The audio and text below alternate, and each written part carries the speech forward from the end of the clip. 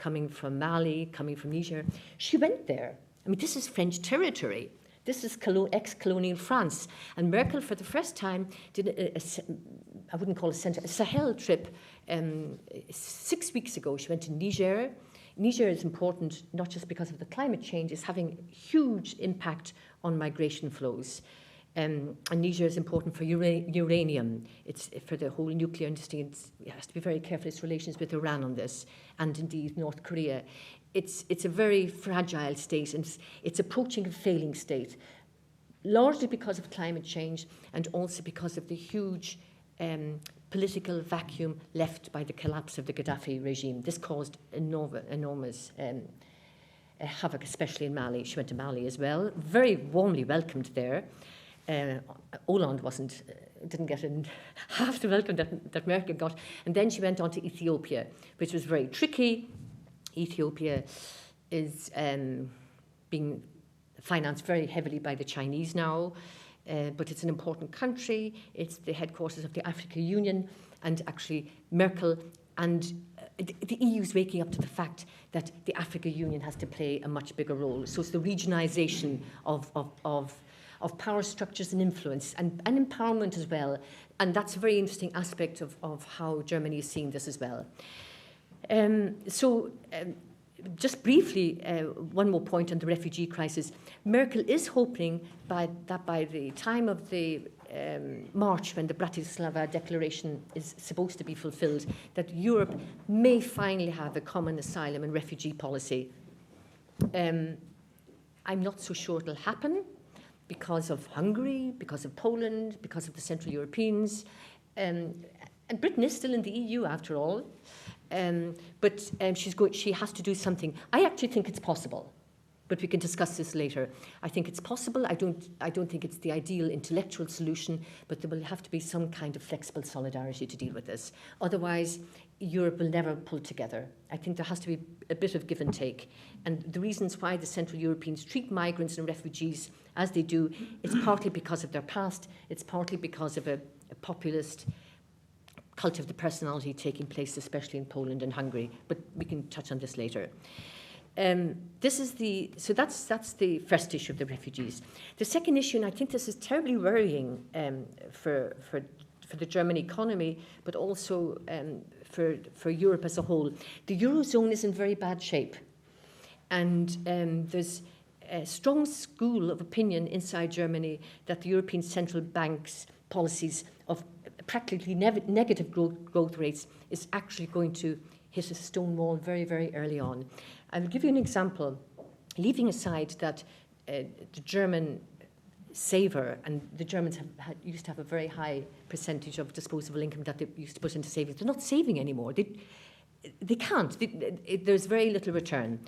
But the negative effect of this is that for health insurance, for instance, because pension funds and health insurance are not making any gains from interest rates, they are actually being forced to put up their premiums from next year.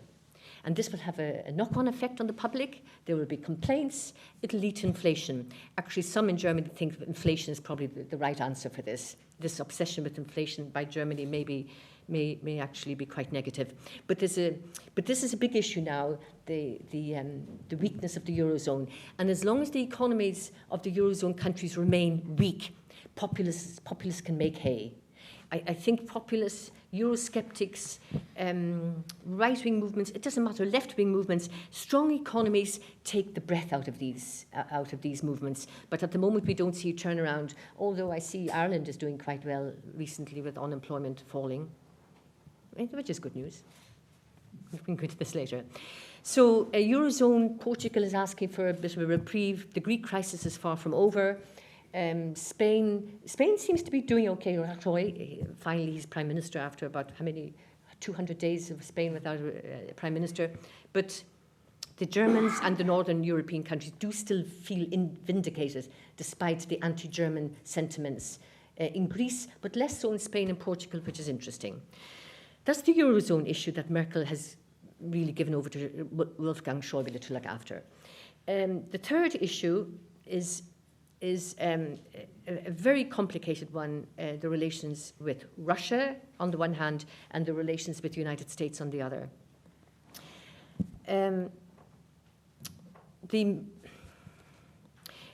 Very briefly, Merkel has made the decision that Putin is not going to go away in a hurry. It doesn't mean to say she has to get on with him, but she needs him to implement the Minsk Accords. And the Minsk Accords are not working. They're not working because Russia will not withdraw to the borders of Ukraine. Russia will not allow the OSCE monitors to actually monitor the border. And if they're not allowed, which is in the Minsk Accord, by the way, and if they're not allowed to monitor the border, what stops weapons and other ammunition and military hardware coming through? But above all, it's the state of the Donbass region.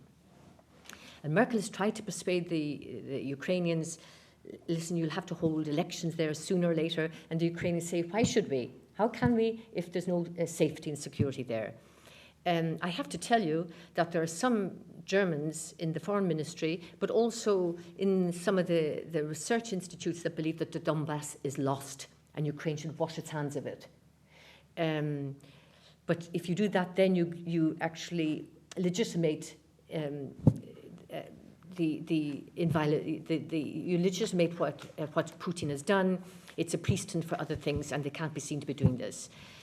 So Merkel is holding firm to the Minsk Accords and giving Putin quite a hard time. And when he was in Berlin 2-3 weeks ago, the first time for 3 or 4 years, there was no red carpet treatment for him. She was very, very tough. 6 hours of intense discussions on not only Ukraine, but Syria. An important point to remember about this foreign policy perception in Berlin. Part of the Social Democrats, who are coalition partners, as you know, want to do a quid pro quo. Lift the sanctions off Ukraine if Putin lifts the siege off Aleppo. I'm sorry, they're completely different issues. And if you mix them all up, you lose any kind of integrity and you lose any kind of leverage. You have to keep focused on the Minsk Accord and don't conflate it with the Syrian crisis. Secondly, Merkel now realizes that Putin will not deliver over Syria. He is not going to see regime change under the present conditions. Regime change will come eventually, but under Putin's terms. Maybe some kind of interim government, which will be very difficult to see after the terrible suffering and dislocation and the radicalization and different groups. But he's not willing to ditch Assad yet. And in the meantime, the fighting will continue, and the EU will be completely helpless. And Germany will continue to arm the Peshmerga as they now approach Mosul. This was a big change for the German foreign policy. So this is the interplay between the Ukraine crisis and the Syrian crisis. And then there's the issue of Merkel's own coalition dealing with Putin.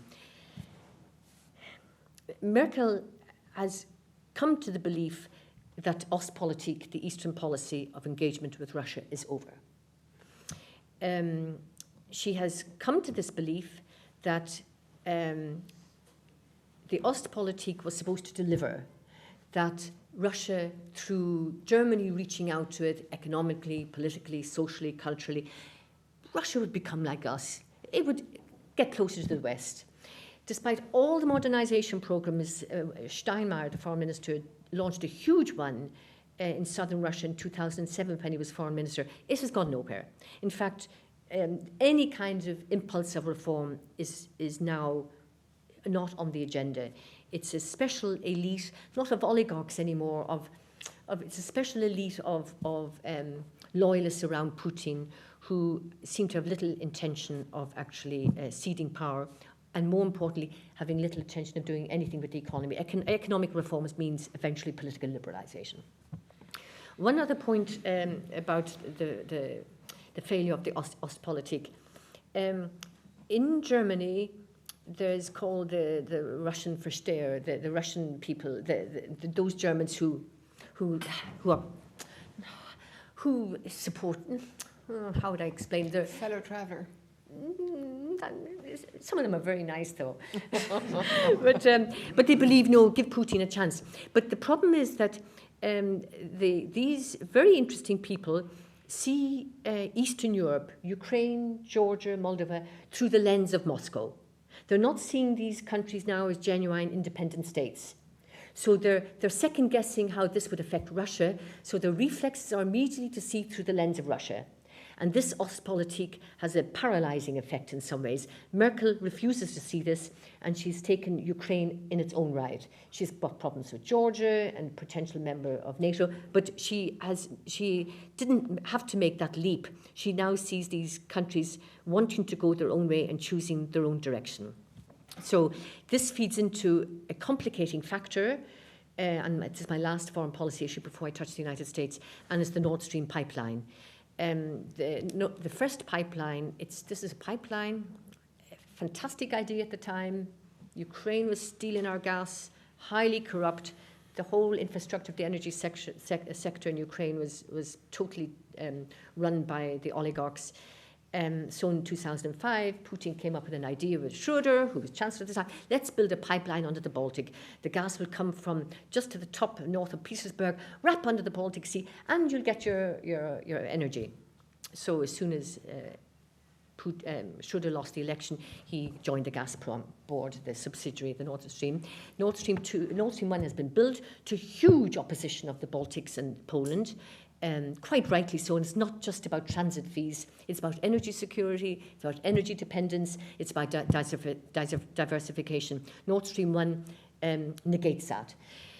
Nord Stream 2 is about to the pipes are about to be rolled out in the Baltic Sea, and the Poles are petitioning the EU and the Commission. And guess what? Schröder has been appointed to that board as well. And Sigmar Gabriel said to Putin, don't worry about the European Commission. I can fix that. We don't need the Commission. Germany can deal with it. We can go our own way. Thank you very much. But I'm not so sure they will. Actually, I think the EU may take a very strong stand if they believe that there will not be third-party access to the pipelines, essentially honouring the third energy package, which allows outsiders, which allows essentially the pipelines to access to the pipelines. This is yet to be played out. There's an awful lot at stake, and the big question is, will Merkel move? She has always said it was an economic business project, which it's not. It's highly political. She has stuck to it so far. It doesn't it doesn't win her any friends in Eastern Europe, but she holds the key, and the former Chancellor. Schröder holds the key. He keeps the German SPD on board to support Putin and Gazprom. Merkel holds the ultimate key to ending Nord Stream, and I wonder, will she take that big risk? If she takes the risk, she alienates the German companies, but she has to. I think she will be under pressure to make a decision. And the last issue on the foreign policy is the transatlantic agenda. And this is unbelievably complicated. Merkel now is the interlocutor for Barack Obama. It's not Brussels, it's not any of the leaders in the EU institutions. It's not Hollande, it's not the Poles, it's not the Dutch, it's Merkel. He phones her regularly. He's on very, very good terms after a very shaky start in Obama's first term. He's delegated the Ukraine crisis to her.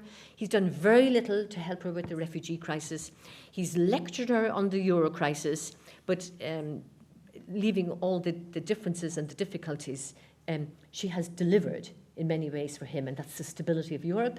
She's delivered on Ukraine. People aren't being killed. And in some ways, and more importantly, she's delivered on the sanctions, getting the EU sanctions on Russia, whether you support them or not. She brought a very disunited 28 countries together, the sanctions on Russia. And Obama actually is very grateful on that. And just as he's about to leave, he's coming in 10 days' time to see Merkel. He's not going to Brussels, and he's not going to stop at NATO either. He said something about his views of NATO, but he's done enough NATO meetings, and I think he sees not particular value in them. So the Washington-Berlin axis is just so important. The big issue is, whoever enters the White House in January, will that axis continue? there's no point in speculating. One thing is certain, that Merkel's role in Europe at the moment is quite indispensable, and she is the undisputed leader at the moment, and she's respected by the Americans, maybe not by Trump, who, by the way, took a long time to admit that he had German descent.